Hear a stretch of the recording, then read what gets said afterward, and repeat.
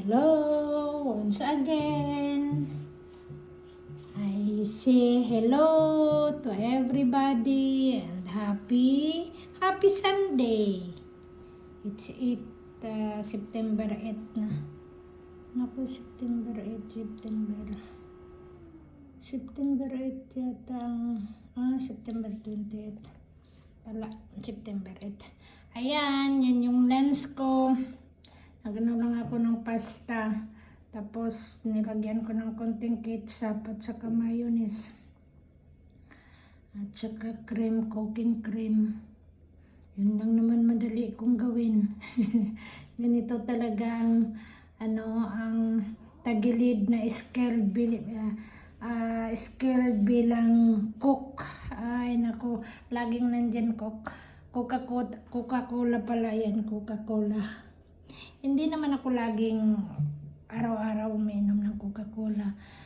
Alternate, kung meron na, thank you very much makainom. Pag wala naman na, wala. Kung anong meron, tubig or juice. Kaya ito, kain tayo ulit. Mag 5:30 na. Ngayon pa lang ako kakain ng tanghalian. Okay. Time for the lunch.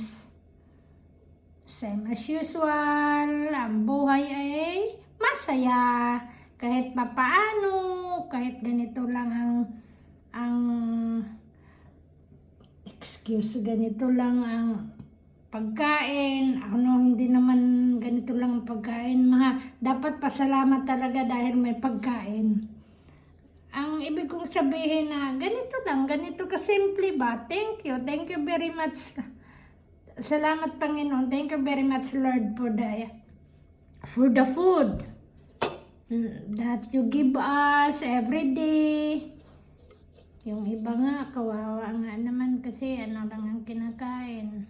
Hindi naman lahat ng mga OFW na makakain ng kumpleto sa isang araw na 3 beses. Yung iba makasinak-sinak pa. Kung ano pang gusto nila, mabili.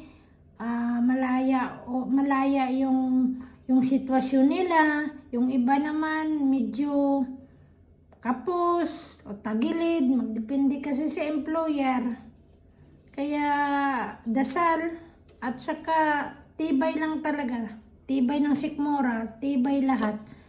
At least bliss na bliss pa rin kahit papaano, buhay pa tayo, we're still alive. At saka kumakain, nagtatrabaho, may income kahit papaano. Kahit ganun lang yung income, hindi nagbibigay nga ng mga increase. Aroy, ginoo ko yun na lang. Ma-increase nga with condition pa, ay, ginoo ko. Ganito na talaga siguro ang buhay. Hindi naman kasi lahat swerte pa rin tayo dahil libre kahit ganun. We are free. What we need sa araw-araw. Yung iba nga ay naku, kawawa naman din pero nagtiyaga pa rin. Kasi nga, kailangan suporta ng pamilya na to sa Pilipinas o kaya sa ibang countries. Hindi naman lahat mga OFW, puro Pilipino lang, Pilipina. Mga Pinoy, may mga ibang lahi naman din. Different countries talaga, hindi naman sila doon din ang nagtatrabaho sa kanila. Kung hindi, makikipagsapalaran din, gaya sa atin, mga Pilipino. Kaya thank you again. Ingat lagi. God bless us all. And thank you sa pag-subscribe sa akin. Bye-bye. Ingat-ingat.